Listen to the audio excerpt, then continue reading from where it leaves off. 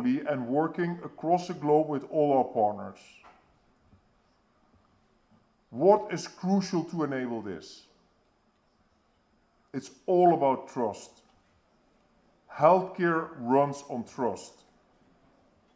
AI, therefore, must be transparent.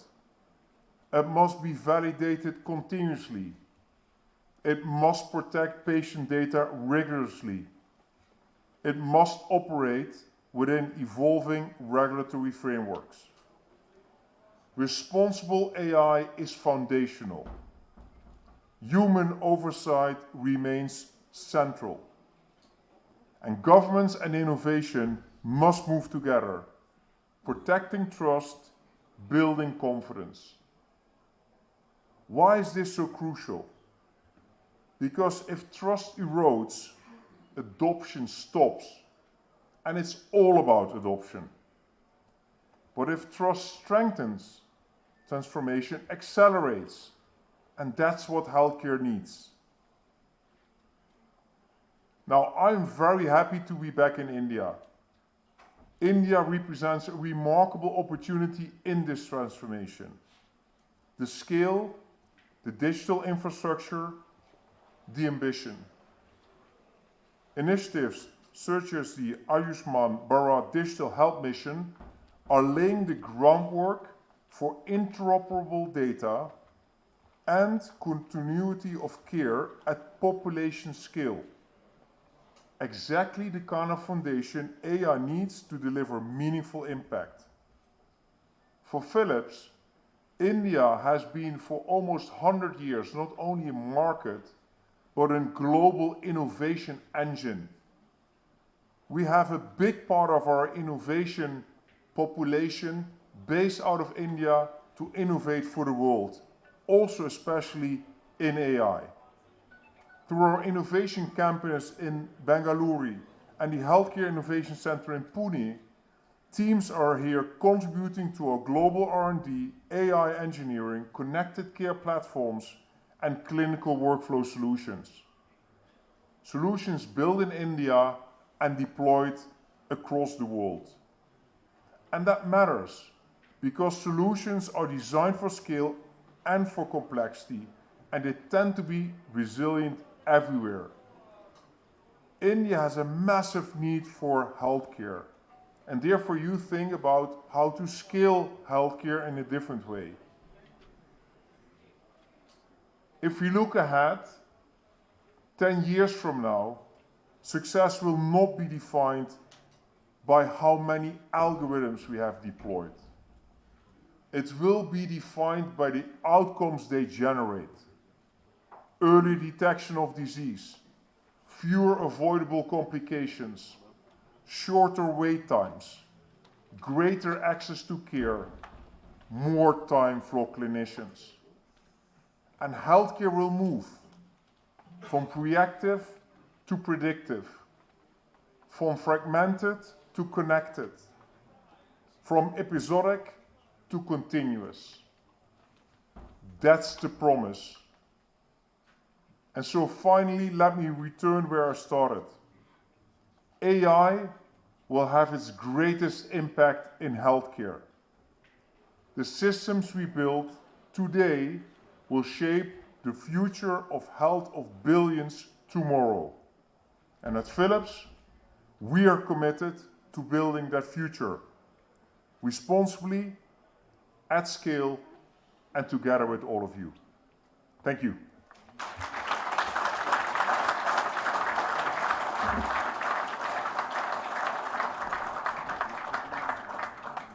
Thank you, Roy, for sharing your thoughts. Now, everybody, please put your hands together and join me to welcome Srimati Anupriya Patel, Honorable Minister of State for Health and Family Welfare and Ministry of Chemicals and Fertilizers, Government of India, for a keynote address on health sector policy priorities for AI adoption. Welcome, ma'am.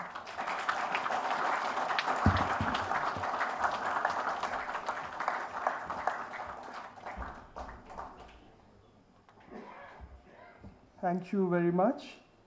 I think I owe my apologies to Dr. Paul. He should be speaking before me, but I'm running short of time. so allow me. It's always a pleasure to listen to him. I've missed out on the opportunity. Well, Mr. Roy Jacobs, the Chief Executive Officer of the Royal Philips, Dr. V.K. Paul, Member Niti Aayog. I have my Joint Secretary here, Aman Sharma ji from the Department of Pharmaceuticals, and Mr. Nico, who's the Counselor of Health, Welfare and Sports, Embassy of the Kingdom of Netherlands, and a few of our panelists. I missed out on listening to the views also. Mr. Bharat Sheshji, who's the MD Philips India, Dr. Harsh Mahajanji, Dr. Vishnu Panigrahi, Sri Neeraj Jain, and all our industry captains who are here today, all our distinguished members of the medical fraternity, academia and friends, a very good morning. To begin with, I would like to thank Philips for having me here, and I would also like to welcome all the distinguished participants who are here today for the India AI Impact Summit 2026, one of the flagship events of our government, and a 5-day event over which we will see lots of global minds, Indian talent, and several technical experts from all walks of life who will be assembling here at Bharat Mandapam and sharing their perspectives on artificial intelligence. Friends, AI for India, as our Honorable Prime Minister Shri Narendra Modi ji believes, is not artificial intelligence, it is all inclusive. That's our definition of AI. So when we speak of AI in healthcare, we just don't think in terms of the sophisticated algorithms and the promise of precision. For those of us who sit in the government, the real measure of the power of AI lies in the extent to which it is able to touch lives and the extent to which it is able to address the health inequities. That's the governance model we follow, in which AI becomes an enabler and a force multiplier, and it is able to take us closer to the goals of inclusivity and health equities. Is marching ahead with a big vision of building a developed nation by 2047. And when we envision a developed India, health becomes an extremely important pillar. And India has unique challenges. Our vast and diverse population, rural and urban divide, and also the dual burden of non-communicable as well as communicable diseases. So when we look at these unique challenges, it becomes extremely important use of technology. And we have had a comprehensive technological integration in our national healthcare. Only adoption of technology, but a strategic response to the unique challenges that we have. And today, we have integrated AI in the entire health continuum. So from disease surveillance to prevention to diagnosis to treatment, it's everywhere. And it shows the power of AI in bringing about a transformation. I have a couple of examples of the AI tools that we have used. So, firstly, in media disease surveillance system, that's one of the AI tools we have been using. This is a tool which has helped us to monitor digital news in as many as 13 languages and then make disease alerts. And this helps us to generate real-time data alerts for the disease outbreaks and showcases the strength of AI, the power of AI in augmenting our efforts towards disease control and enhances our surveillance capacity. In India, we also have One Health mission now. Under this mission, the Indian Council of Medical Research has also launched an AI tool which surveys the genomes and predicts the zoonotic outbreaks before the transmission actually takes place from the animals to the humans. And I heard one of our experts, panelists talk about the use of the adoption of AI-supported handheld X-rays in our TB screening program. So we have brought this technology closer to the community by deploying these AI-enabled handheld X-rays in our intensive TB elimination efforts. And there are other solutions. There is Cough Against TB, which has generated a 16% additional caseload. And this includes the asymptomatic cases, which were till now out of the system's reach. Similarly, we have the prediction of adverse TB outcomes. This tool has also contributed to a 27% decline in the negative treatment results. And today in India, considering the fact that we are a very huge population and it's a low resource setting, so we have to look at solutions which are scalable and which are frugal and which address the systemic gaps instead of focusing on solutions which could be more suitable for the resource-rich health settings. So there are many examples of how we have used different AI tools for bringing about transformation and strengthening our efforts towards inclusivity in healthcare. And AI cannot be taken forward unless we have a supportive ecosystem. In India, we have made efforts to build that supportive ecosystem as well. So our premier institutes like the All India Institute of Medical Sciences in New Delhi, and also the AIIMS Rishikesh, PGI Chandigarh, and two other reputed institutes. These have been designated as centers of excellence for AI in healthcare. And we follow a collaborative framework under which several ministries of government of India, along with the research bodies like ICMR and the private sector, they come together and develop solutions which are not just clinically relevant but also validated to address the unique healthcare challenges of our country. Friends, today we also hear that there is a great amount of debate going on about the use of AI and what impact it is going to have on our clinicians. So there are a significant number of doctors and clinicians who are convinced with the strength of AI, but then there are also fears that AI might be a threat to doctors and clinicians. AI could replace. And I feel that these fears are largely misplaced. Because AI is here to augment.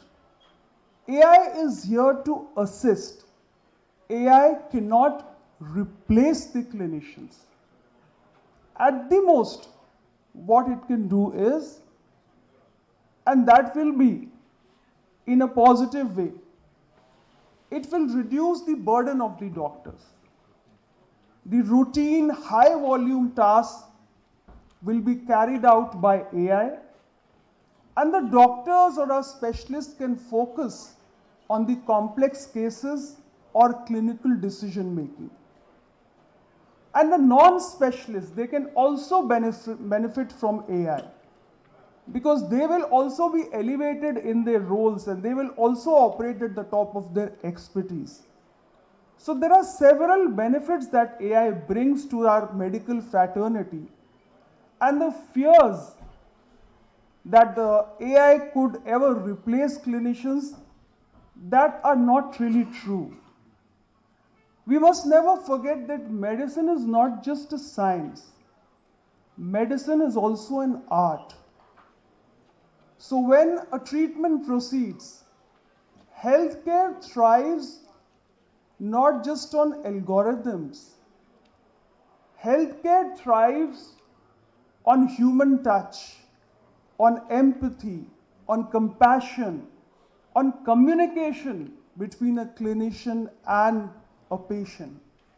And this human touch can never be provided by AI. It is only a clinician, it is only a patient, and provide that compassion and empathy that is needed by a patient. So what the doctors need to worry about today is AI literacy. Now, our future-ready clinicians need to be AI literate. It's a necessary skill which is now needed for all our doctors worldwide, and especially the global south. So I urge all the members of the medical fraternity who are present here today to spread this message that AI cannot compete with clinicians. It can only compensate for their absence. And our doctors and our clinicians need to be AI literate. And I'm very happy to mention that the National Board of Examination and Medical Sciences in India, it has very recently launched an online training program on AI in healthcare for our doctors all over the country. It's a 20-hour special course through which they will be introduced to the fundamentals and the benefits of AI. Another aspect which is more important is when we talk about a greater use of AI in healthcare is the ethical use, the responsible use. And for that, we need very strong regulatory frameworks. In India, we have created those robust regulatory frameworks so that AI is used ethically and responsibly. We have the Indian Council of Medical Research, which has come up with guidelines on the ethical use of AI. And also because AI can never be held responsible for its decisions, but humans must be. So our national regulator, CDSCO, is now working on developing the guidelines for the use of AI and software as a medical device, and also software in medical device. During this AI India Impact Summit, we will also be launching our strategy for AI in healthcare for India. This SAHI, or the strategy for AI in healthcare for India, will be like a national guidance framework for all our states, for all our regulators, for all our private programs and actors, public programs, rather than a prescribed centralized mandate. And it is proposed to be released during this AI India Summit on the 19th of February. I'm also very happy to say that India, because of its continued commitment to responsible and ethical use of AI, has also recently joined the Health AI Global Regulatory Network, as a pioneer country, and it is collaborating with the UK and the Singapore and contributing to the sharing of safety protocols. And this ensures that the vast experience that India holds in digital health innovations can now contribute to establishing safer global standards for all. So all I wish to say is that innovation excites, but what's important is endurance. It's important that we not just innovate, but we also incorporate it in our national policies, national programs, and also in the everyday work habits, work culture of our clinicians. So our medical fraternity has to be AI literate. It has to be updated with the newest AI-based tools which are coming, and they should be used very responsibly as well as very ethically. That is what, and safely. That is the most important thing. So with this, I would like to thank you all once again for having me here. And I only wish to urge all the participants who would be present for the discussions that will continue, that we have to come up with recommendations which will provide us more scalable and frugal innovations which will be able to address the global challenges. Thank you very much, and all the best for the upcoming discussion.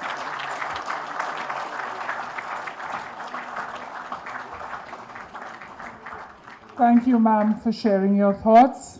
With that, I'd like to thank all our panelists and speakers for their time today, and thanks to all of you for being a wonderful.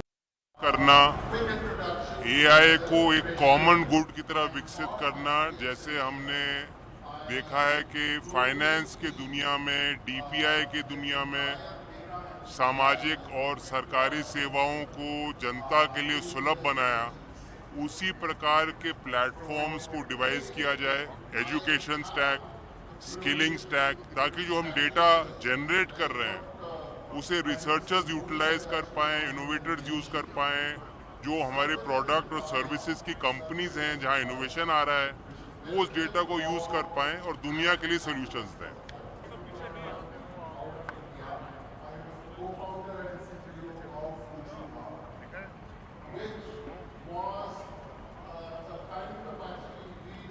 Bharat की नई पीढ़ी को AI enable शिक्षा हमारी दायित्व है। माननीय प्रधानमंत्री नरेंद्र मोदी जी ने AI इम्पैक्ट समिट आयोजन करके भारत की न्यू जनरेशन के अंदर एक नई उत्साह भरा है। काफ़ी उत्साह से लोग इस समिट में पार्टिसिपेट कर रहे हैं। दो विषय पे, AI in education, education in AI, Bharat की परंपरागत ज्ञान से लेके वैश्विक ज्ञान तक AI को यूज़ करके हमें अपने स्टूडेंट्स को, अपनी नई जनरेशन के से ज़्यादा एम्पावर करे, टीचर्स को जैसे एम्पावर करे, स्कूल मैनेजमेंट, कॉलेज मैनेजमेंट को ठीक करे, ये एक प्रायोरिटी की विषय बन चुकी है। वैसे ही AI के बारे में एजुकेशन बढ़ा के, AI के माध्यम से एजुकेशन तो एक बात है ही, लेकिन AI के बारे में एजुकेशन बढ़ा के AI पर्सनल देश में बढ़ाने से हम ग्लोबल लीडरशिप पोजीशन पे आएंगे। इसी समिट का एक प्रमुख आउटकम आ रहा है। मैं शुभेच्छा देता हूं जिन लोगों ने इस समिट को आए, जो पार्टिसिपेट किए, उसमें योगदान करने के लिए सबको अभिनंदन।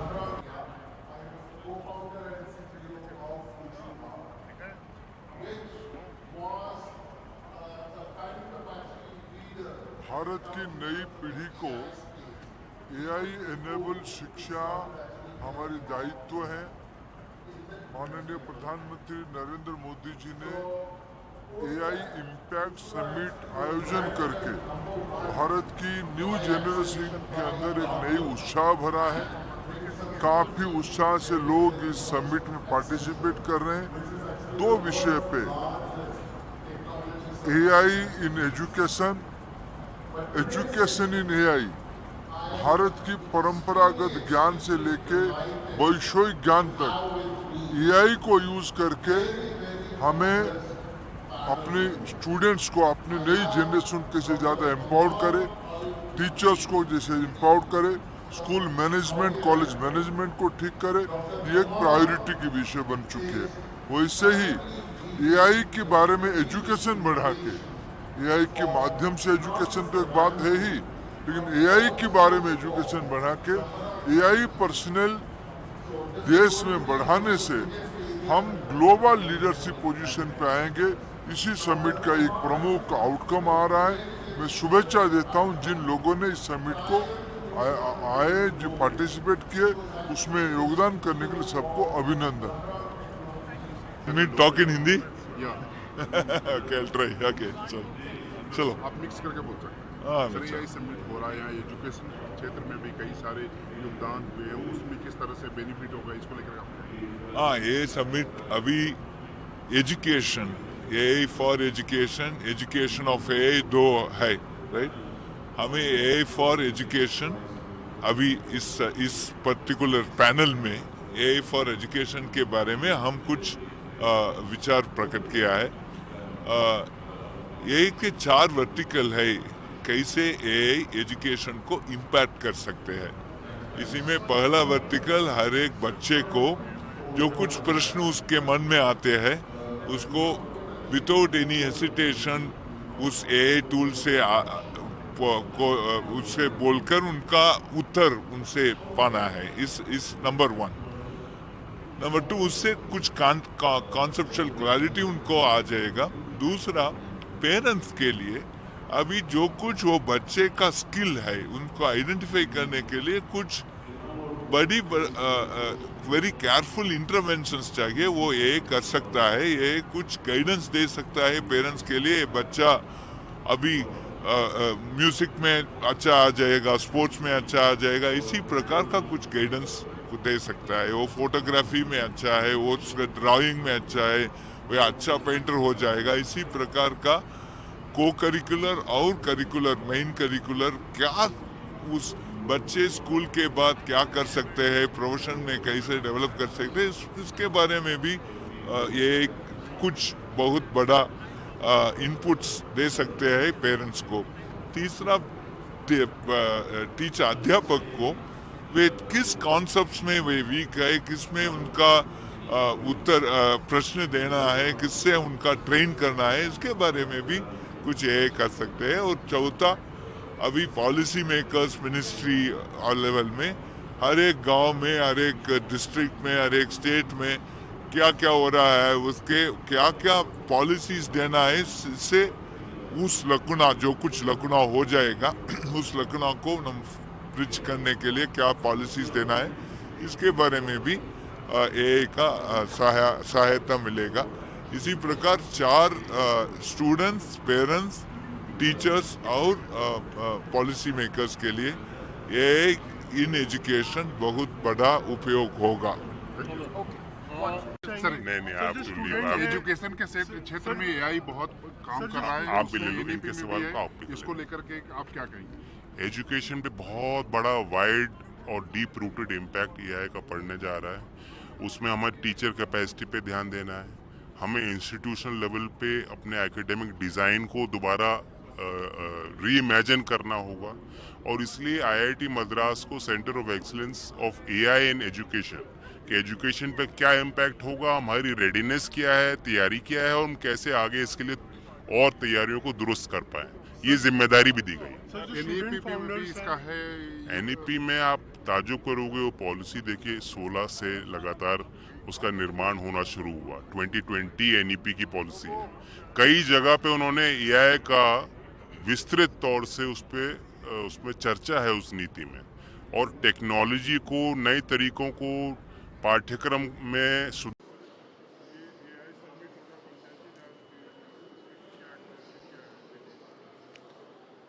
पंचायती राज मंत्रालय एआई को ज़मीनी स्तर पे यूज़ करके हमारे जो भी एक्टिविटीज़ है, पंचायत के जो कार्यक्रम है, उसको लोगों के पास पहुंचाने में, पंचायत के जो भी कार्रवाई है उसको स्ट्रीमलाइन करने में एआई का यूज़ हम लोग कर रहे हैं। जैसे एक उदाहरण मैं दे रहा हूँ, सभासार बोल के एक एआई ऐप हमने डेवलप किया है, जो ग्राम सभा की मीटिंग जब होती है तो ग्राम सभा की मीटिंग की जो मिनट्स बनाने हैं, प्रोसीडिंग बनाने हैं, वो ऑडियो विजुअल जो भी है उसको टेक्स्ट में कन्वर्ट करके उसे फिर समराइज करके सारी चीज़ें व्यवस्थित रूप से रिकॉर्ड कर सकता है, जो कि हमारा जो अदरवाइज आधे दिन का 3-4 घंटों का काम होता था पंचायती राज सेक्रेटरी के लिए, वो मिनटों में अब कंप्लीट हो पा रहा है और अच्छी एक्यूरेसी के साथ हो पा रहा है। एआई का बहुत बड़ा यूज यहाँ पे है।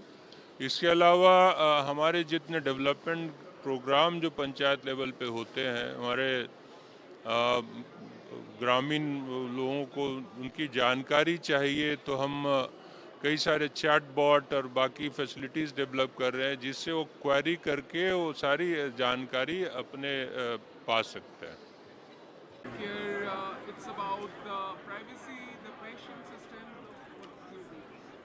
So the huge power of AI in healthcare is 30% of all global data are patient data. But they are fragmented, they are not used for a comprehensive view, and therefore the power of AI is really unlocking an integral, complete patient view and use that for better diagnoses, better treatment and better intervention. So AI can unlock a lot of value for healthcare and actually help to make it simpler, better and faster. And actually, as the biggest burden in healthcare currently is that we don't have enough people that can help the patient, we need to augment the current clinicians and nurses with the right tools, and that's where AI can really come and step in at scale. Do you really think in India the AI healthcare system can urban and rural development bridge care, and the grassroots level people can be benefited by that? Yes, I think AI actually is a really big gateway to unlock healthcare for bigger access.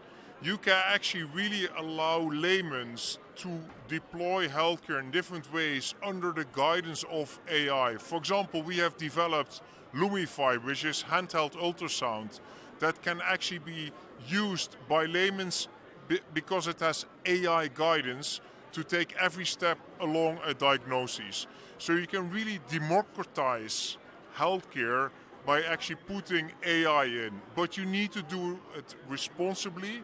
You need to, of course, put oversight, and it needs to support the daily practice so that it can be used real time. Thank you so much. Thank you so much. And it's talking about the health sector in India. So how you see India's grassroots level can be benefited by this AI healthcare system? I think India is benefiting already. What we are doing in the Netherlands and creating a lot of partnerships throughout the entire patient journey and the application of AI. So that's talking about prevention, talking about diagnostics, especially early diagnostics, the treatment, and also monitoring, especially remote monitoring. So remonitoring from a distance, looking at the size of the country. I think AI is very promising, and I think in the Netherlands we are already using various applications of AI that have been developed in India. For instance, in the fields of lung diseases, and we see there also there's a great opportunity for AI developments that have been made in the Netherlands, where we are now looking at partnerships with India in order to increase the application and therefore lower the cost and therefore making it more accessible to more patients, both in India and in Europe, and specifically in the Netherlands. As you mentioned, it's already been there. So is there any safeguards or any roadmap kind of things that place to protect the patient data, privacy, and AI-driven healthcare? So is there any bilateral talk is going? Yeah, I think that's an amazing question. What I told right now in the panel is that last year the WHO decided to designate our digital ethics center at our technical university in Delft, it's a city in the Netherlands, as the first WHO collaborating center on AI health governance. So that's very much on responsible AI, giving various guidelines on how to use ethical but also inclusive AI. And I think that's going to be of a great benefit both to India and the Netherlands, but also other countries that are member of the WHO. How you see Mr. Prime Minister Narendra Modi's vision for Viksit Bharat to urban and rural development in India about healthcare? I think that he has shown an excellent leadership in welcoming all these nations this week, 5 days. All these great leaders, thinkers, but also the healthcare professionals. I think that's very important to reach out to the healthcare professionals, our citizens, our patients, in this inclusive approach to AI. We were extremely honored to have been asked by India to co-chair the working group on economic growth and social good by the use of AI. Co-chair means that we did this co-chair together with Indonesia. And this is thanks to India that brings all these nations together in this wonderful week, and I'm sure it's going to go beyond this specific week only. Who I am? So I'm Brian Cute. I'm the interim CEO of Global Cyber Alliance. We are a NGO that offers cybersecurity protection to end users and also works with infrastructure providers to make the internet more secure. I think this is fantastic. There are a lot of the right people here in terms of organizations that are building with AI, a lot of government representatives, industry, and civil society. So this is a really important conversation. The right questions are being asked. If we're going to harness AI effectively and responsibly, globally, this is the right place to be, and this is the right conversation to be having. AI is a benefit for youngsters and businessmen. Sorry. AI is a benefit for youngsters and businessmen. Well, there's potential benefit. Right? I mean, if we develop AI properly and responsibly, deploy it well, address security issues, it has enormous potential for all of society. India, of course, is taking a lead here, but anything that comes out of this conference, things that we learn, things that we do together collectively to develop responsible AI is going to benefit the entire globe. My name is Pasi Toivonen. I'm from Finland, Helsinki, Finland, and Nokia Corporation. How do you see your first time India organize AI summit? This is my first time in AI Summit, but not first time in India. I have been coming to India for more than 20 years every year. How do you see this AI summit is give opportunities? A lot. I mean, I enjoy the energy what is here. I have very high expectations that we can connect the different kind of companies. We can connect the private sector and public sector together. AI give a boost for other countries?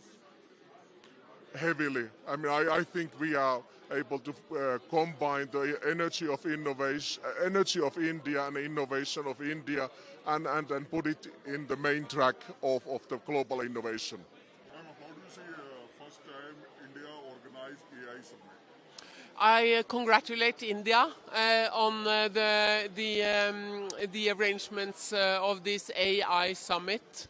It's great that we have now the first AI summit in the global south, and that India is taking that responsibility. So that's really good. AI summit give a boost between two countries, yours and India. There is a lot of areas that we can cooperate with between India and Norway. We have recently entered into a free trade agreement, trade and economic partnership agreement, of which AI will also be a big part of it in the years to come. And in several areas. For example, now I'm going to participate in a panel on the oceans, and we have a lot of cooperation already in the maritime industries. And the maritime industries, there is a lot of need for the AI, and we will do that. How do you see bilateral trade between India and Norway? Bilateral trade between India and Norway, because of the trade and economic partnership agreement, will be now increasing. I hope in the last 10 years bilateral trade has doubled. I hope in the next 10 years it will triple. Your personal contact number. कैसे देखती हैं AI summit को? Sarvajan Hitai, Sarvajan Sukhai, Se Me Sematu. So first time AI summit in India, how do you see? Yeah, I think it is a very great organization. It's very important that you bring so many countries here, everyone is enthusiastic. And this is underlined the role that India can play in this important strategic It is important for your country and my country. Of course, it's very important to have this bilateral connection. As Italy, we are very interested in the high subject. We are one of the countries, the third country, that we have the high performance computer. So that is one of the basic instruments to develop artificial intelligence. It is give opportunities. Yeah, and this also can give opportunity for companies. We have some companies here, and many companies are interested, and also to create like a new young society able to play with this instrument. Thank you. Can you, your name? Hi, we are about to begin the session. I request you all to kindly take your seats. Okay. Good morning, everyone. I am Ashwini Vaishnaw, and I welcome you all to this August gathering. To begin this session, I request and invite Professor Gaur, moderator of this session and Director IIT Jammu, to come to this podium and start the session.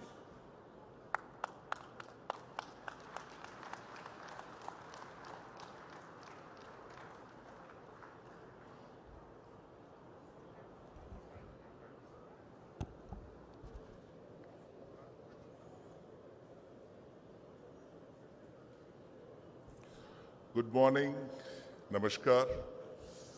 I am Manoj Singh Gaur, Director IIT Jammu. It's my privilege to welcome you to the Ministry of Education session at the India AI Impact Summit 2026. Our session today, titled Ministry of Education Pushing the Frontiers of AI in India, is anchored in a simple yet powerful idea that the adoption of artificial intelligence by the Ministry of Education across different domains, particularly in education, is not a standalone technological intervention, but a systemic transformation of how India imagines and designs learning, builds institutions, prepare teachers, and nurtures national research ecosystem. At its core, this represents India's collective effort to bridge critical AI research and capacity gap and to position the country as a global leader in AI.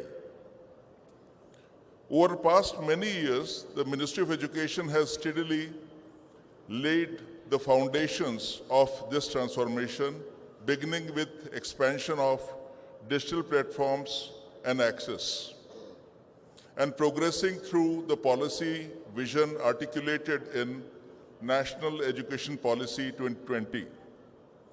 Today, the ministry is moving decisively towards large-scale implementation through national digital platforms, the establishment of 4 centers of excellence in AI, curriculum integration across disciplines, and deep collaborations with industry and startups.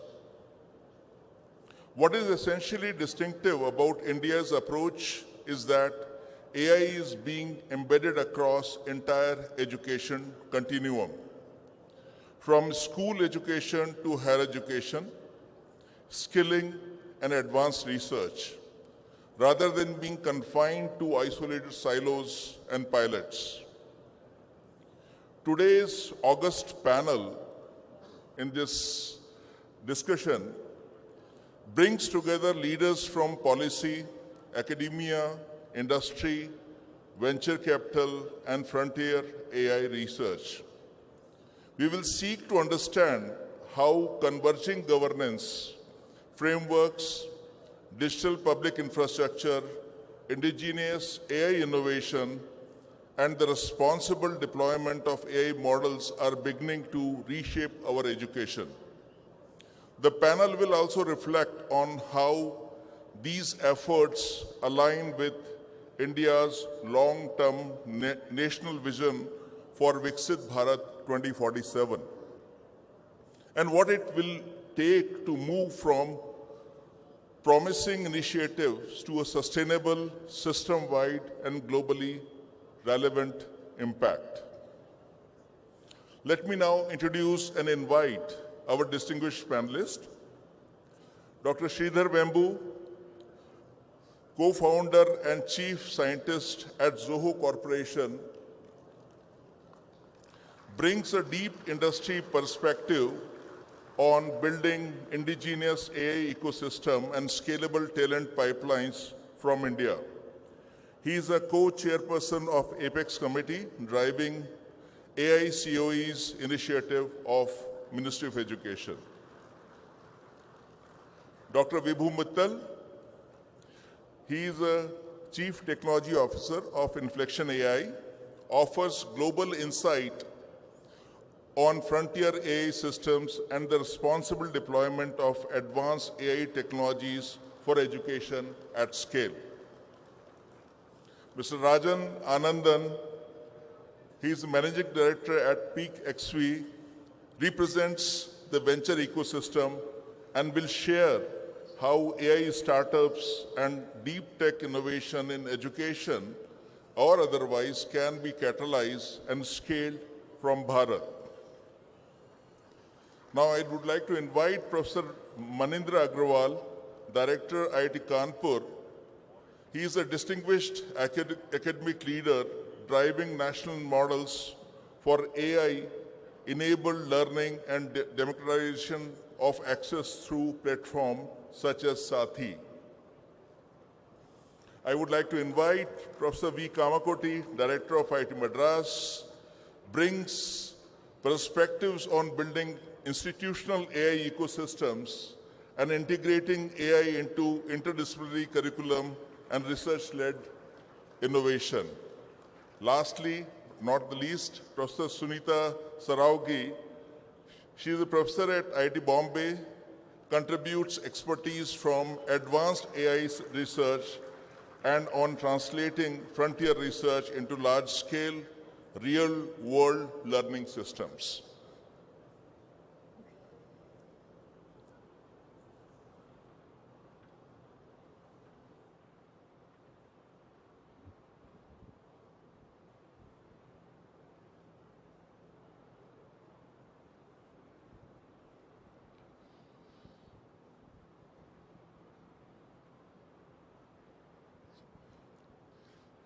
So we'll start with Dr. Vembu.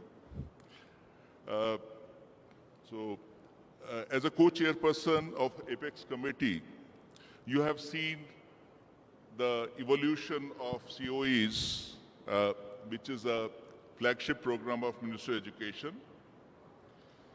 You are steering this initiative. MOE has been instrumental in institutional reforms under NEP 2020. How can large Indian tech companies like yours partner more deeply with Ministry of Education initiative to strengthen indigenous AI ecosystem with an aim to build scalable national talent pipelines to serve both education and industrial needs? To you. Thank you.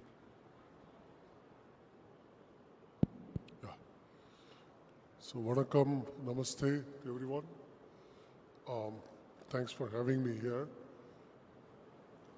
So, I bring two perspectives. One, of course, my role as Chief Scientist in Zoho.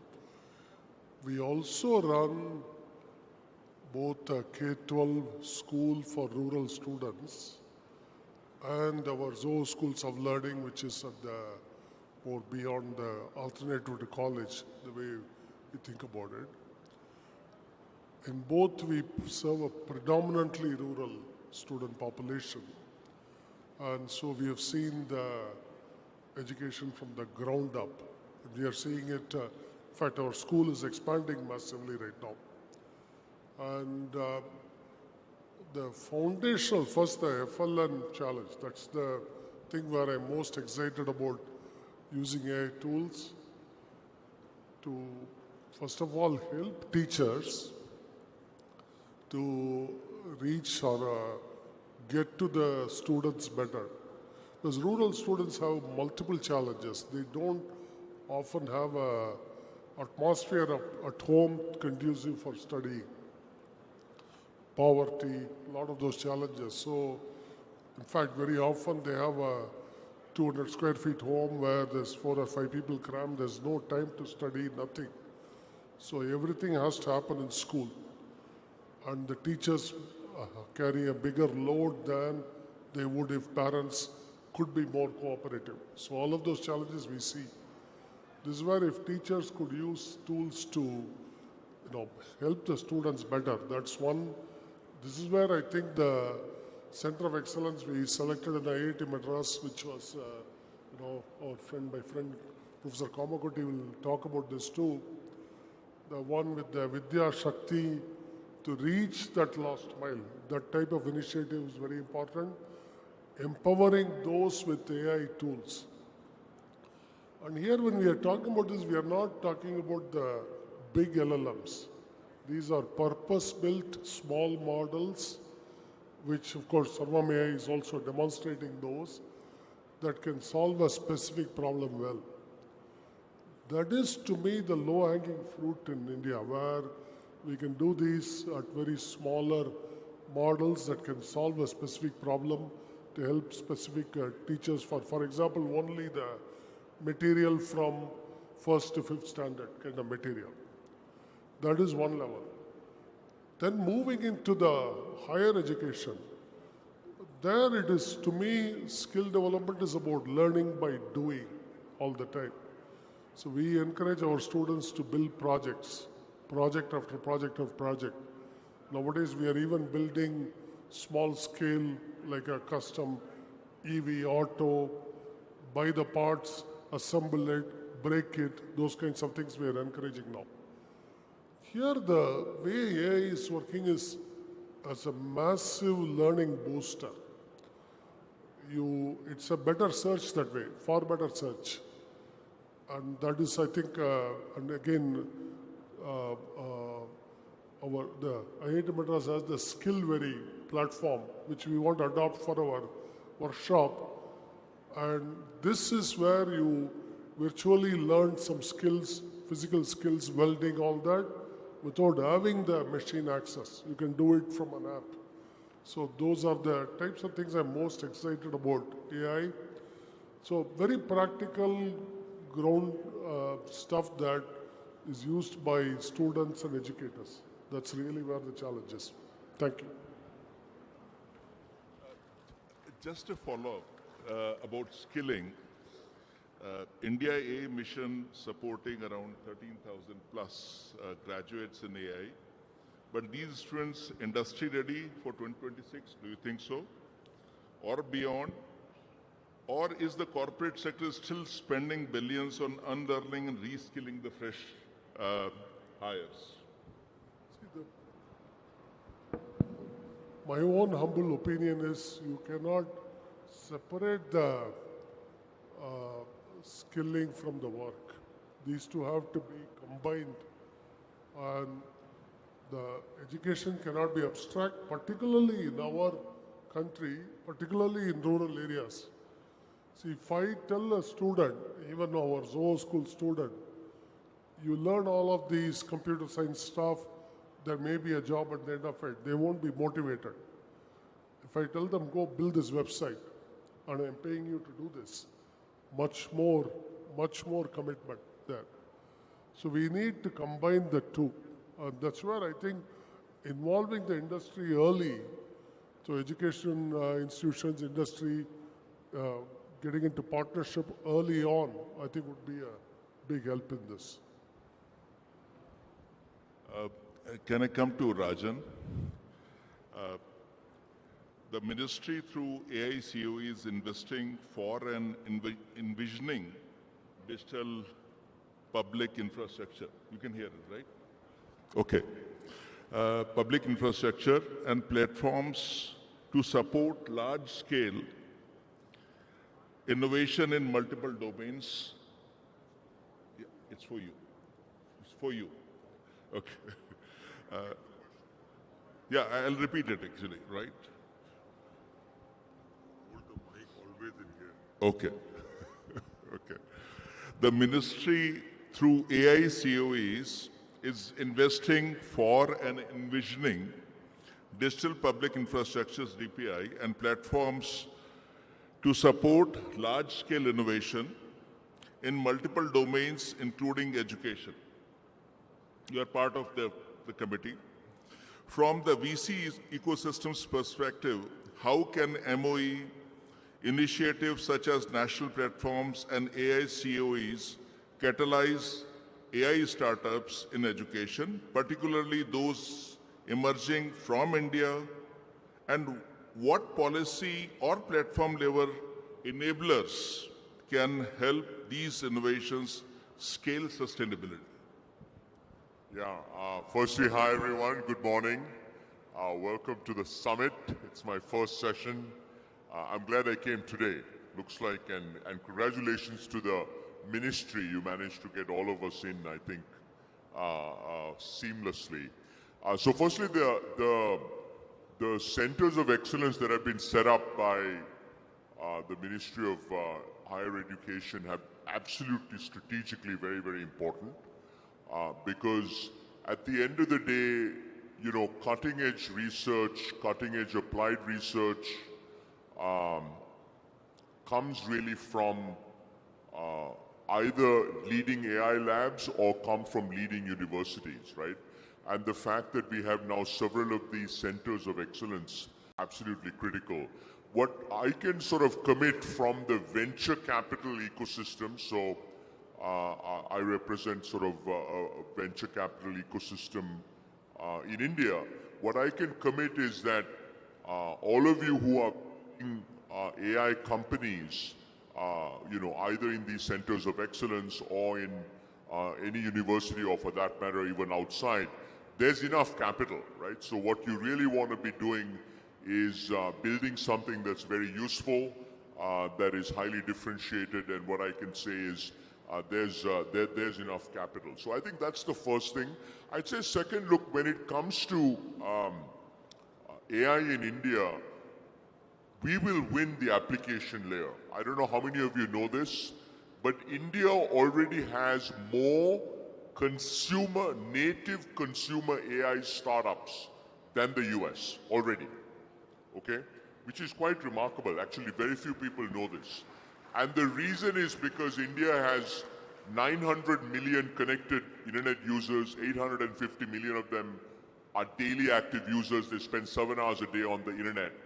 And there are literally thousands of unmet needs, including in education, right? As a result, we have several hundred funded startups. I think by the end of this year, there'll be over 1,000 funded, venture-funded native AI consumer internet companies, which is actually higher than what the US has already. So we will see that happening, and then we'll also see it happening in enterprise applications, vertical applications. And as Sridhar mentioned, I think this week, India starts seeing our models, right? They generally will be smaller. They'll be 3 billion to 100 billion type parameter models, but that is where we will begin. And from almost all use cases that India needs, be they consumers, be they businesses, be they governments, I think our models will be, number one, they'll be state-of-the-art, and number two, they'll be extremely affordable. So I think we're actually starting off in a very, very good place already. Now, when it comes to AI in education, you know, I don't know how many of you know this, but India has invested many billions of dollars in first wave of EdTech. But despite the tens of thousands of crores that have been invested in the first generation of EdTech startups, only 20 to 30 million Indian students have paid for online education. India has 250 million students in K-12, which is first grade to 12th grade, and about another 40 million students that are in higher education. So 290 million students in India, less than 10% have paid for online education. And the reason is because it hasn't been affordable, right? If you have live teachers, you do one-to-many, or you do recorded. I think for the first time with AI, we are seeing the ability to personalize education to the absolute last student, right? And what we are beginning to see from AI in education, AI tutors in India is super, super interesting. Here's another interesting data point for you. The fastest growing native AI in education company is Indian. It's gone from literally no revenue to 100 crores of revenue in about 6 to 7 months. It's profitable. I think it'll be basically 1,000 crores of revenue over the next 18 to 24 months, right? And this is not just one company. We already have maybe 10 or 15 companies in the country. And we will have 50, 100, 200, 300 companies. So I would say when it comes to education, we have the biggest needs of any country in the world because we have 290 million students. We don't have enough infrastructure. We don't have enough students. And AI will play a very, very central role in meeting those.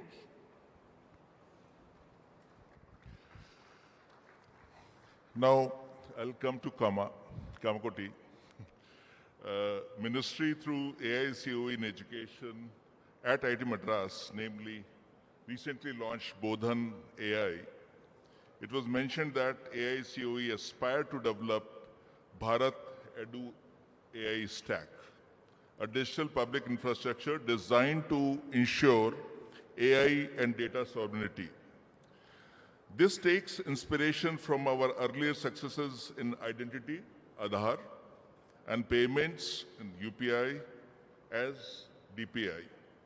As we now build the EduAI stack, are we aiming to create a blueprint for the world, or is it a defensive wall against the current dominance of centralized Western LLMs? Hello.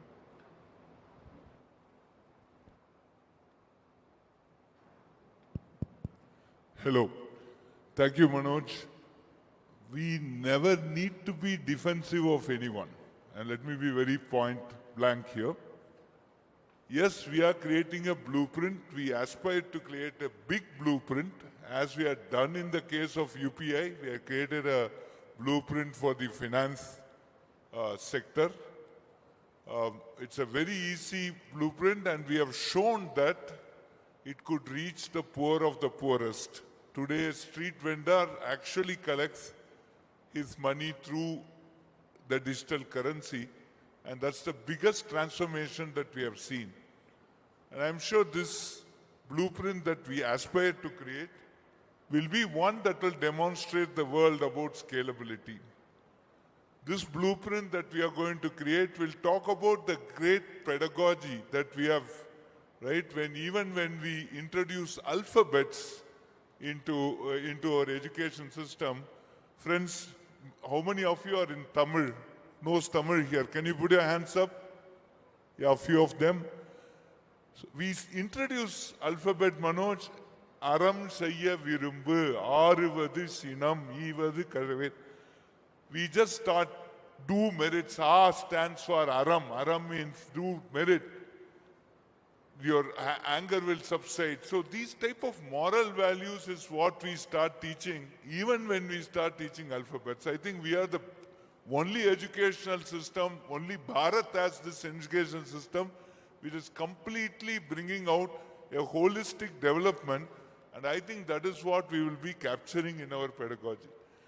The fourth important thing is, today, Bharat celebrates the unity in the diversity. We have 22 official languages, and we are going to bridge this gap.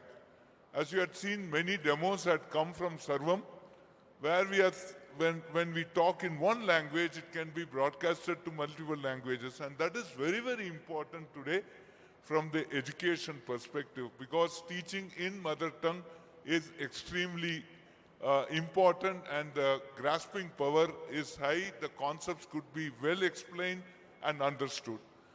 The last thing that we would like to put here is that we will be the blueprint, 100%, I am very sure, very confident, that will talk of how AI can help the student right from K to research. AI can help the parents identify certain skills and certain things which a child cannot do. Many of you would have seen Tare Zameen Par, the movie where it took the 5th standard kid was detected to have autism. I think we need to find those things and fine-tune the kid to do what they were good at. I think this will be a great guidance. I think the AI template will bring up. The third important thing that we would like to put here is for the teacher, how the teacher can do a personalized tutoring of the student. And this is also very important.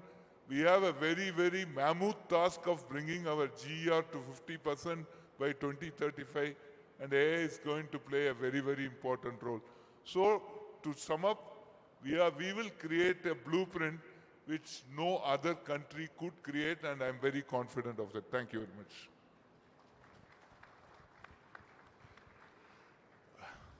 Dr. Vibhu, it's for you. Your perspective is partially coming from California, US. How critical is it for India to build its own AI models, specifically designed for our own Indian context and the constraints? Which sectors, such as education, agriculture, healthcare, governance, do you see should have the highest impact priorities for us? And who should lead this effort? Government institutions, academia, startups, or public-private partnerships? Finally, what core infrastructure will determine our success? Data, compute, talent, or something else? So, thank you for having me, and the greetings to all the audience members, especially the officials from the Ministry of Education. I think it's very important for all of us, every country and every unique entity, to try and figure out how they are going to own critical components of their future going forward. AI is probably the single biggest industrial factor that's going to determine success down the line for the next 100 years. I will make the claim that it's as important as the printing press. During the time the printing press was first introduced, there was actually a similar debate as to whether countries should or should not encourage the deployment of the press, because publication was considered to be a somewhat risky process. Countries that did not lean into having large-scale dissemination of books fell behind. In education, there is a statement that says if you don't learn to read, you won't be able to read in order to learn. If we don't build our own LLMs, the inability to use AI will cause any country to fall further and further behind. AI is an amplifier. It can make a single person be as productive as a much larger number of people. It can help us, in some sense, fill gaps that exist in every organization. And so I think it's very critical that India have its own LLM and its own models. There are other reasons to do this as well. Our knowledge, culture, sensitivities are all unique. And I think every country, but especially a country as unique, as diverse, with a tradition as rich as ours, needs to have a model that India has built and India can control.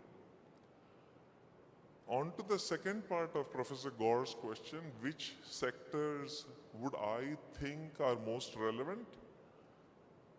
I think almost all of these sectors are going to be massively impacted. Healthcare, in some sense, especially in the US, consumes much more resources, financial resources, than almost any other sector does. So one might answer healthcare. Agriculture in India employs about half of the population, so potentially even agriculture is a sector to try and lean into. But the sector that I am most personally interested in, and I think we should lean into, is education, because education in some ways is something that most of our population, especially the population under 22, interacts with on a daily basis. Nothing else comes close to the amount of time we spend on education. If we can amplify the impact of AI on education, we will have the greatest lever for changing things. So from my personal perspective, I would actually vote very strongly for education. Finally, to the last question, I think there are only three parts. Which of these sectors or which of these factors will actually contribute to success? Resources, people, data, compute. I would even throw in policies and money. I think data is the most important. Models will keep improving every year, but the data that goes into those models is priceless and hard to collect. We will build better and better models with better algorithms, but the data needs to be carefully thought about, curated, organized, and deployed in ways that can help us build the right things. India, in some sense, has the longest history of written materials around. So for us to be able to collect all of the data, digitize it, organize it, feed it, will allow us to get ahead of a lot of other people who will not have access to this data. And you can see this today in the Valley, where people are making deals for billions of dollars for access to data, especially New York Times and other newspapers. But I think the real treasure is still to be unlocked. Professor Manindra, initiatives like Sathi and national digital learning platforms are central to Ministry of Education's strategy for democratizing access to quality education. How do you see such and other platforms contributing to the ministry's larger vision of AI-enabled academic scaling And what institutional models are needed to ensure that these platforms continue to evolve with emerging AI capabilities?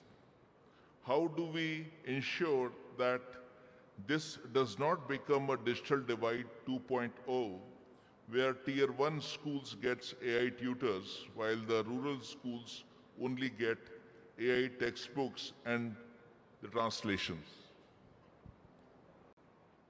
Am I audible? Yeah. Thank you for the question, and it's a pleasure to be here. The initiatives like Sati, what they have been doing is creating content and delivering them at scale. But that scale is still not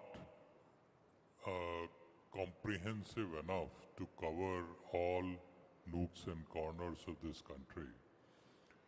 And that is where infusion of AI tools into delivery of this content comes into play. What Sati has been doing is creating local resource centers with suitable people employed there who can get access to even villages and students there. But as I said, it is not comprehensive, and in order to make it comprehensive, the integration of AI tools which will deliver this content either through a local center or going further using the digital media through smartphones and through popular applications like WhatsApp or similar ones. That's going to be crucial in ensuring that the digital divide that you speak to is not there. Every content, every model that is to be used for training the students should be available to all students.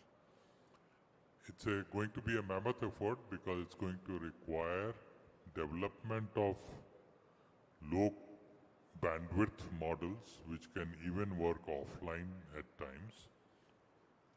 It's also in parallel going to require an extensive deployment of, extension of 5G and then upcoming 6G networks, which can take the bandwidths to all parts of the country.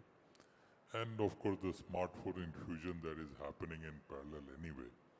So with all of these in place, which I'm sure will be there in the next year or two.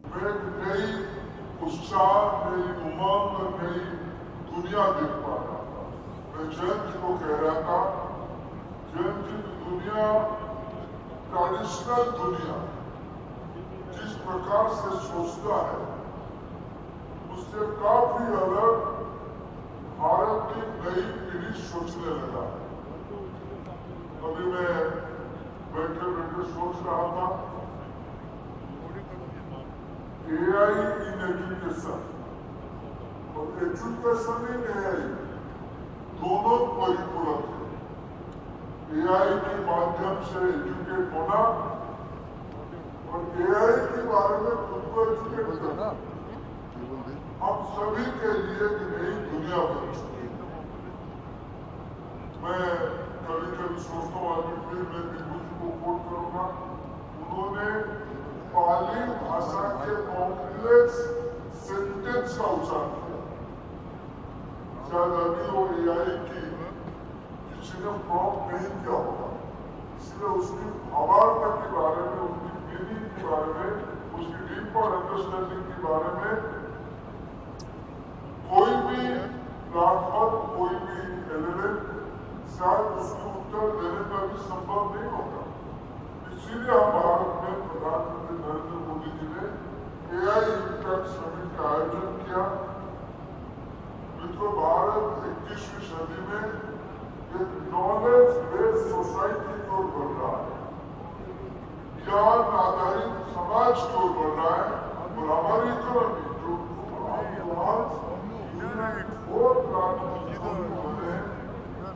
और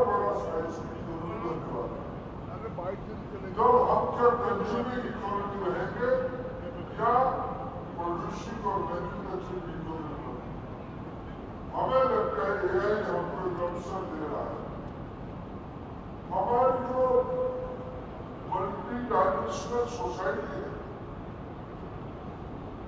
multi cultural society है, multilingual society है, complex society है, इसकी आरंभ दीर्घकालिक समय से हुई है। आज एआई सारी दुनिया को समझना, understanding of the complexity, understanding of the multi dimensionality, ये हमारे सामने सबसे बड़ी चुनौती है। उसको लोक कल्याण में इसके बारे में डरने की कोई कारण नहीं है। इसकी नई आयाम को बनाए, हमें टीम वर्क और बढ़ाएं। हम लोग यूनिवर्सिटी, स्टार्टअप्स, बिग कंपनी के साथ एक बिग पिक्चर बनाएं। हमारे सामने आने वाले दिनों में भारत की यंगस्टर्स, भारत की नई पीढ़ी एक AI led, AI driven global knowledge centre बनेगा। इस शुभेच्छा के साथ आप सबको इस पैनल डिस्कशन में, बड़ा इमीडिएट पैनल यहाँ बना है, मैं पैनलिस्ट को आभार प्रकट करता हूँ। आप सभी को शुभेच्छा देता हूँ। इस महत्वपूर्ण प्लेटफॉर्म में इकट्ठा होकर हम सब के सामने टारगेट है 2047 तक भारत को विकसित करना है, भारत को एक डेवलप्ड इकोनॉमी में कन्वर्ट करना है। उसकी रास्ता एआई के माध्यम से हो। अनेक अनेक शुभेच्छा। आज बिहार पंचायती राज है, जहां राज्यों का फोकस है, उसको लेकर आप क्या? हमारे पंचायती राज मंत्री ललन बाबू साथ चल रहे हैं और जितना ट्रांसपेरेंसी पंचायत में लाना हुआ और ख़ास करके एआई का सबसे बड़ा एडवांटेज जो है वो एग्रीकल्चर में, हेल्थ केयर में, इन सब में एआई का आप ट्रांसपेरेंसी के लिए बहुत यूज कर सकते हैं। और बिहार का पॉलिसी जितना हम लोग को जानकारी है, one of the best policy है। आज एमओयू भी हो रहा है, तो एआई में, डेटा में, इस सब में बिहार मुझे लगता है कि देश के जो टॉप स्टेट है उसके बराबर मैच करने जा रहा है। नीतीश जी का भी फोकस ट्रांसपेरेंसी पे रहता है, उसी को लेकर के आगे वो मुझे लगता है कि उनका जो थॉट प्रोसेस है मुख्यमंत्री जी का, वो एआई से ज़्यादा जेल करता है कि वो बिल्कुल ट्रांसपेरेंट और स्वच्छ ईमानदार प्रशासन देना चाहता है। मुझे लगता है एआई का बहुत बड़ा रोल होगा इन सारे चीज़ों में आने वाले टाइम। और बिहार बहुत, क्योंकि बिहार के बच्चे भी देश और दुनिया में इस टूल को लेकर के बहुत सारा काम कर रहा है, तो बड़ा इनोवेटिव हो रहा है इससे।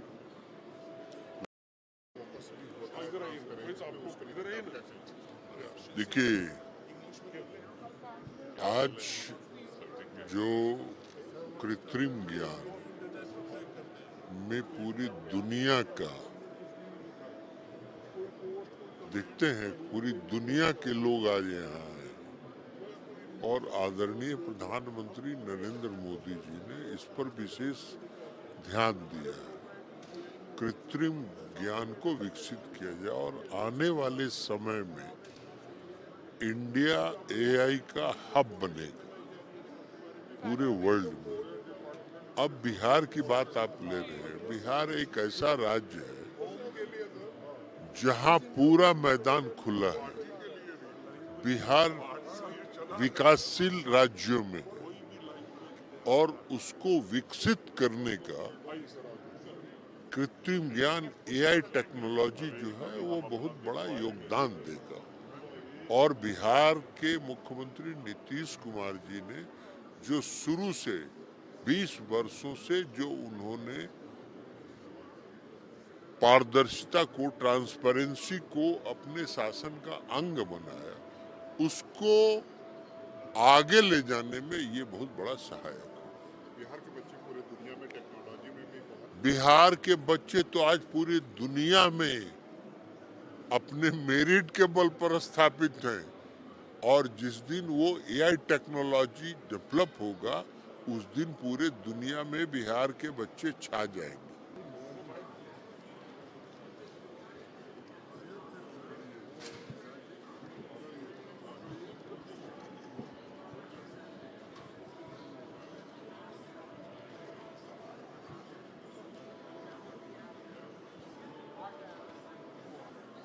आप बिहार का समझिए तो सारे आज पंचायती राज का जो बिहार का एक सवाल है यहाँ घूम रहा है, क्या एआई समिट को लेकर के बिहार में भी कुछ इस तरह के? देखिए, एआई समिट जो हो रहा है पूरे दुनिया में एक मैसेज गया है कि भारत और अपना देश जो है अब किसी से पीछे नहीं है। कुछ डेवलप्ड कंट्री ने पहले एआई समिट करा लिया था, लेकिन भारत आज उसमें अपना नाम दर्ज कर रहा है।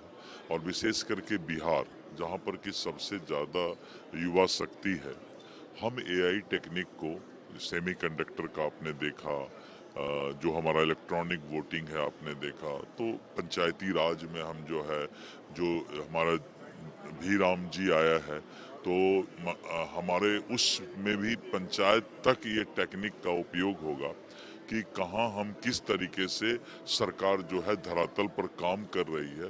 तो एआई टेक्निक से बहुत ही ज़्यादा हमें सहूलियत मिलेगी और एजुकेटिव सिस्टम, जो सरकार का सिस्टम है, वो दुरुस्त होगा। भारत में जिस तरह से बिहार की वो पूरे दुनिया में टेक्नोलॉजी क्षेत्र में है, बिहार में भी आने वाले दिनों में इस तरह की इन्वेस्टमेंट होगी। देखिए, मैं तो एक ही बात मानता हूँ कि बिहार के अंदर इतनी बड़ी युवाओं की फौज है कि अगर उनका बिहार में सही उपयोग कर लिया जाए तो बिहार पूरे दुनिया में अव्वल राज्य में अपना नाम ला सकता है।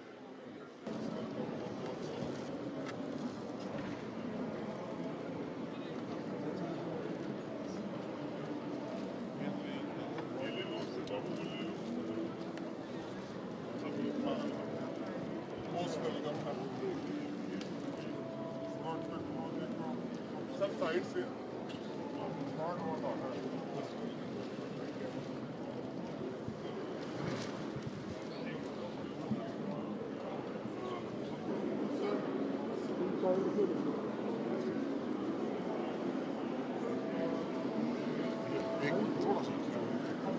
आ जाओ, इधर से आ जाओ। नहीं, इधर ही आ जाओ, मतलब थोड़ा सा उधर ज़्यादा हो जाएगा।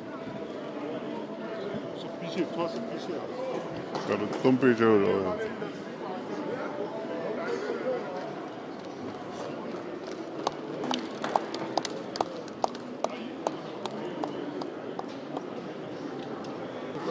सर थोड़ा पीछे हो जाइए सर, थोड़ा सा जाएगा।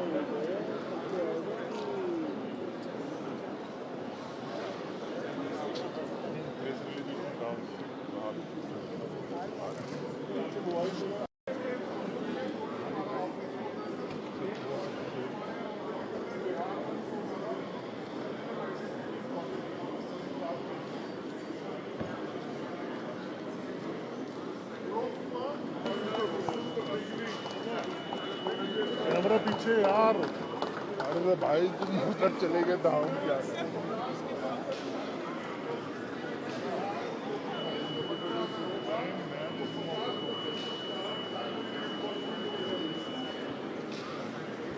पीछे हो जाओ भैया, पीछे हो जाओ यार जरा सा।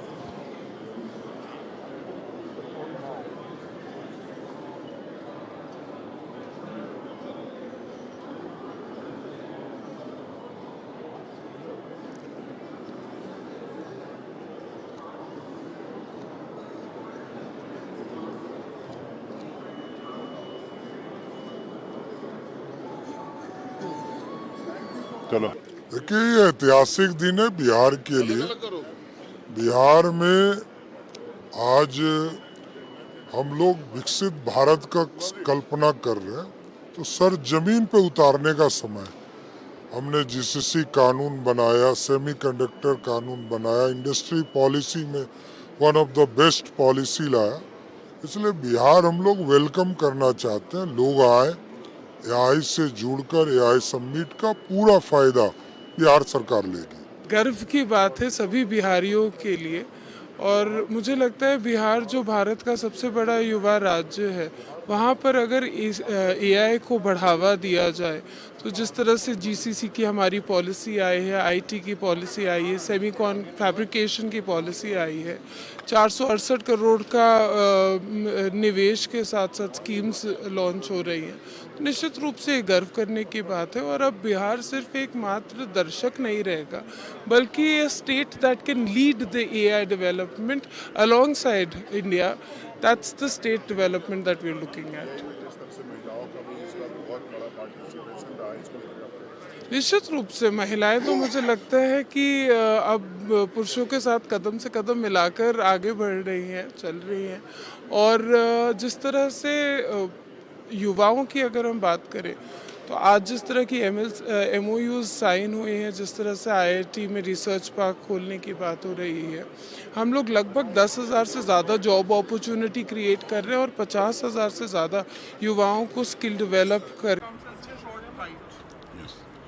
So,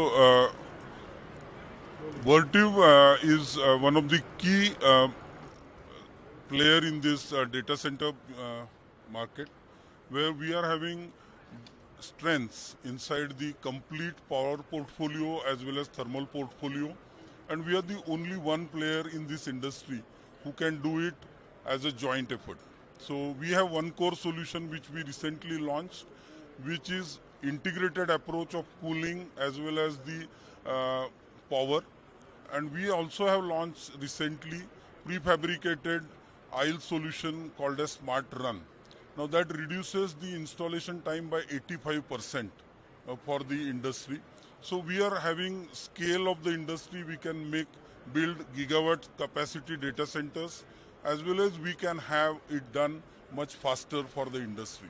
So we have collaborations with lot of key players like NVIDIA, Dell, HP, all those key players we are doing collaborations. So we are not building it for today's GPUs, but even for the future generation of GPUs, we are keeping our solutions ready. So overall, we are very excited to be here in this AI summit because Vertiv plays a big role in building the AI setups for the future. नमस्कार, मेरा नाम हृदय विक्रम है. I'm Senior Vice President with Network Technologies.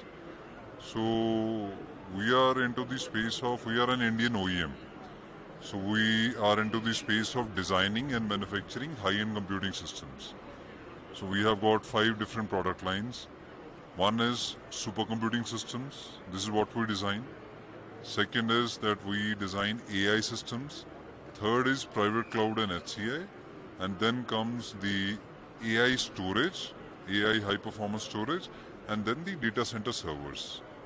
So we hail from a background of designing supercomputing systems.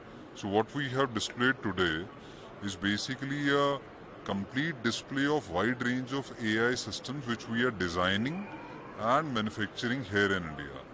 अब आप देखेंगे तो जो सिस्टम हम यहाँ बना रहे हैं, ये पिछले 7 से 8 साल का जो गवर्नमेंट का एफर्ट रहा है, उसका रिजल्ट है.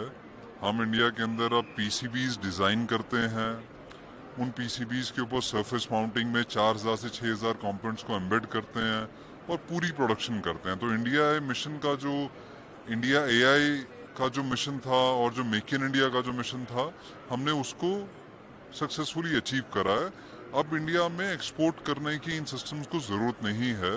हम लोग इंडिया से बना करके इंडिया की एंटरप्राइजेज और गवर्नमेंट्स को फुलफिल कर पा रहे हैं, उनकी रिक्वायरमेंट्स को फुलफिल कर पा रहे हैं. तो बहुत बड़ी अचीवमेंट है. आज से 10 साल पहले देखें और आज से 10 साल बाद अगर हम देखें तो इंडिया सेल्फ सफिशिएंट हो गया है in terms of designing world some of the fastest AI systems. अभी जो हमने एक सिस्टम अभी डिस्प्ले भी कर रहे हैं, that is called GB200, NVIDIA GB200 NVL4 architecture. उसके ऊपर बेस्ड जो हमारा सिस्टम है वो वर्ल्ड का one of the most advance design है, जिसमें हम 13 से 14 PCBs को इंडिया में डिज़ाइन कर रहे हैं. पूरे लिक्विड कूल्ड सिस्टम्स को यहाँ मैन्युफैक्चर कर रहे हैं और उन सिस्टम को यूज़ करते हुए हम 80 से 100 GPUs को एक सिंगल रैक में पॉपुलेट करके one of the most powerful GPU system बना पा रहे हैं, जो AI का फंडामेंटल रिक्वायरमेंट बनता है. तो उस लिहाज से देखा जाए तो इंडिया मिशन और मेक इन इंडिया की सक्सेस जो है इससे नज़र आती है.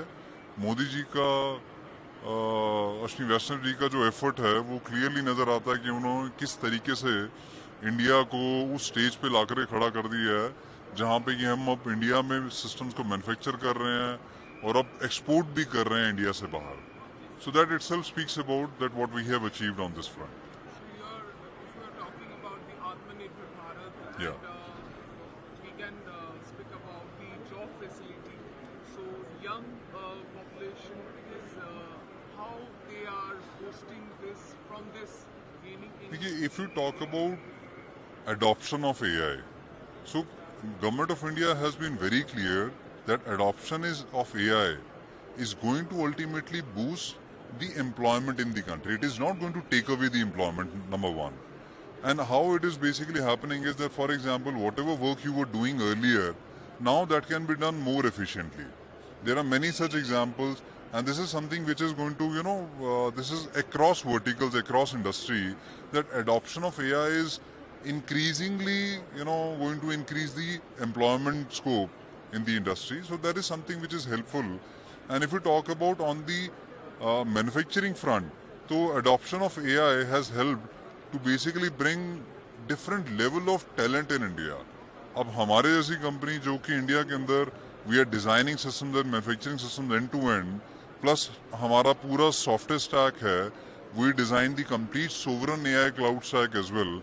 So that is only possible if we are nurturing talent in the country. So that is something helpful on the user front. AI का adoption employment को increase कर रहा है. On the manufacturer front, AI का adoption जो है talent को nurture कर रहा है.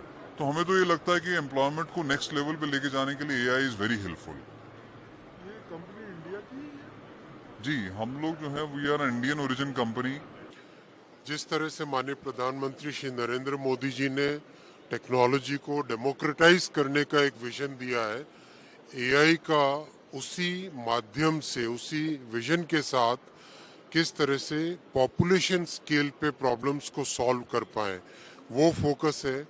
इस एआई समिट में आप देख रहे हैं कितनी ऊर्जा है, कितनी एनर्जी है, किस तरीके से देश के, दुनिया के सभी एआई के लीडर्स यहाँ पर उपस्थित हैं और विशेषकर युवाओं में, नौजवानों में बहुत उत्साह है कि इस नई टेक्नोलॉजी का उपयोग करके नए सॉल्यूशंस लाएं और एक नए तरीके से देश की, दुनिया की प्रॉब्लम्स को सॉल्व करें. कई देशों के डेलीगेशन यहाँ पे पहुँच रहे हैं एआई समिट में, उसको लेके क्या कहेंगे? दुनिया भर में, विश्व में भारत की जो पहचान बनी है, माननीय प्रधानमंत्री श्री नरेंद्र मोदी जी ने दुनिया भर में जो भारत की पहचान बनाई है, ये उसकी उपलब्धि है. ये उस पहचान का एक रिजल्ट है कि आज सभी विश्व के लीडर्स भारत में उपस्थित हैं एआई पे डिस्कशन करने के लिए, और ये दुनिया में सबसे बड़ा एआई समिट आज भारत में हो रहा है और बहुत एनर्जी है, विशेषकर नौजवानों में जबरदस्त एनर्जी है. एआई कई सारी चीजों को हल करता है और हमने ये देखा है हेल्थ केयर सेक्टर हो, आईटी सेक्टर हो, कई सेक्टर में एआई का काफी यूजफुल होता है. जी, एग्रीकल्चर हो, हेल्थ केयर हो, इन सब में एआई का बहुत उपयोग होने लगा है और आने वाले समय में भारत एक नया मॉडल देगा विश्व को कि किस तरह से एआई का उपयोग करके हेल्थ केयर में एक टोटली नए तरीके से काम किया जा सकता है. आखिरी सवाल, युवाओं को क्या मैसेज देना चाहते हैं? युवाओं के लिए सबसे बड़ा ये अवसर है एआई समिट. भारत के नौजवान टेक सेवी है और टेक्नोलॉजी को बहुत तेजी से अडॉप्ट करते हैं. एआई का अच्छा उपयोग करें, सदुपयोग करें और युवा, नौजवान नए सॉल्यूशंस समाज के लिए, सोसाइटी के लिए, बड़ी प्रॉब्लम्स को सॉल्व करने में अपनी एनर्जी लगाएं. धन्यवाद. Yeah. So the goal of AWS, specifically in public sector, is to make the citizen life simpler using the AI invention interventions, right? So we have multiple platforms running on AWS. One of them is the government e-marketplace, which is the Asia's largest government procurement system, and there we are heavily utilizing the AI, artificial intelligence mechanisms to improve the experience for the buyer and seller, specifically to the government entities and the people coming from MSME or SME industries, right? As you can see, GEM is having almost more than 4-5 lakhs of product listed over there, right? So there are people coming from villages, they do not know the English, they do not know the Hindi, right? So we are creating a chatbot, it's already live, where it is supporting almost 18 languages. So these kind of the platform we are running on AWS, and we are committed to make the citizen life simpler using the AI interventions. As you mentioned about the public sector and the public convenience, so Amazon is helping to those people, the young people of India who are there seeking job, because the main mission is So Amazon directly not helping that. Amazon is working with government agencies, just like one of the platform is PM internship, where government focus is to provide the internship to all the college graduates. That platform we are running on AWS at the scale to support all mass number of the students, those are just coming out of the college, to provide them some level of the industry's experience. So we are helping customer to scale, to reach out to the more number of the citizen, and at the same time maintain the responsibility or the sovereignty of the data using the data hosted inside the India region. So we are making sure that whatever we are building for India is remain in India. so, and anything which is vocal for local, which is also mentioned about So one of the example you can see Sarvam. Sarvam is the local for vocal, right? So we are helping Sarvam team to provide the scale of the infrastructure. They have built lot of LLM specifically focused on the India, right? Indian language they are supporting. So these are the things we are keep on working with different startups. Those are specifically making product inside the India to give them the platform which can scale, which can sustain the mass. Because if you want to test any product, the best place is to launch in India, the 140 billion population, right? If your platform can serve that purpose, nothing like that. So on a global perspective, many of countries are visiting this AI impact, and they are very hopeful for this first summit. So any countries with the bilateral, any collaboration you need expecting for the group? So basically, AWS is across the globe. So we have US-based organization, right? We have the setup across the globe. So we are already working with different governments. So in terms of the Indian government, if they are collaborating, just like one of the platform is the GEM. GEM is part of India Stack, right? So we are helping government e-marketplace to deploy, go to the global and deploy that particular product across, just like a Beam UPI case that is not on AWS, but still in the same way we are helping government e-marketplace to expand globally. Bueno, we are. This trip shows that we are doing it already. We came from Buenos Aires to participate at the Artificial Intelligence Summit that India put together. It's a fantastic summit. There are speakers from all over the world, speakers from the private sector, from governments, from NGOs. There are thousands of participants from all over the world as well. So we are very excited to be here to share experiences of what we are doing in Buenos Aires, and also to learn of how India is leading in many ways the investment in artificial intelligence and the gathering and the convening that India is doing related to artificial intelligence impact in our societies.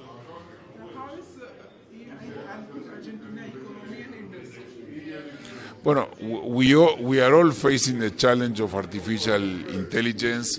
This technology is a very, very powerful technology. It's a technology that learns, that provides, that will provide, I think, a lot of positive benefits for our societies, but it also will provide challenges in terms of jobs, because how many jobs will create, but how many jobs will stop existing because of artificial intelligence, and then the impact on education. What are the skills and the capabilities and the education we will need to be successful and to be thriving in this artificial intelligence world?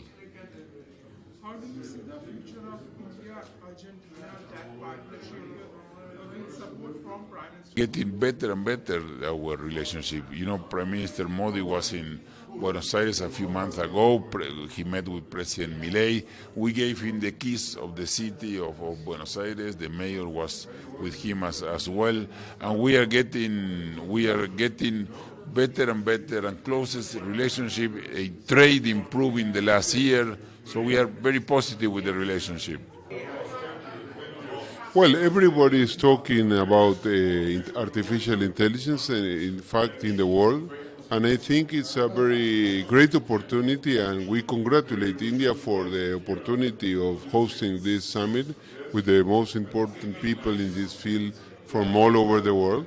And Argentina is observing this, of course.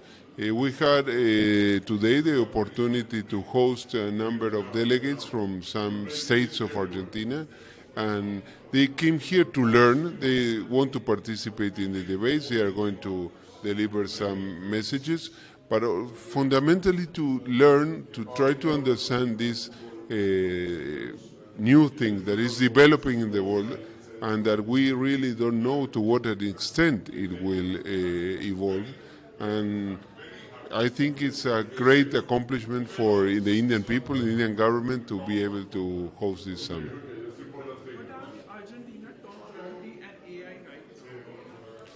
Well, Argentina is a country that is modernizing its economy. It's under the government is fulfilling a program of stabilization of the economy and also trying to modernize the country. So artificial intelligence is part of the new world, but we need to understand to what an extent this is positive and to what extent it has to take some concerns, no? We are learning about this. I think this is a great opportunity. Are there opportunities for India-Argentina startup collaboration? Yes, of course. Currently, Argentina and India are enjoying a great economic relationship. Currently, India is the sixth largest partner of Argentina, and we hope this continue evolving in many more fields. What joint AI initiative can India and Argentina launch after talk with PM Narendra Modi? Well, I think after this summit, with the participation of these delegates from my country, I think opportunities will arise. We are hosting here in the embassy a meeting with counterparts, and I think it will evolve in a very positive way, especially in the private sector that works very good in the two countries. This is how we move from isolated innovation to system-level transformation.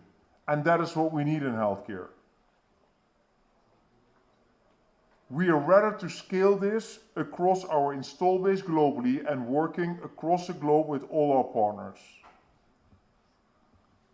What is crucial to enable this? It's all about trust. Healthcare runs on trust. AI, therefore, must be transparent. It must be validated continuously. It must protect patient data rigorously. It must operate within evolving regulatory frameworks. Responsible AI is foundational. Human oversight remains central. And governments and innovation must move together, protecting trust, building confidence. Why is this so crucial? Because if trust erodes, adoption stops. And it's all about adoption. But if trust strengthens, transformation accelerates.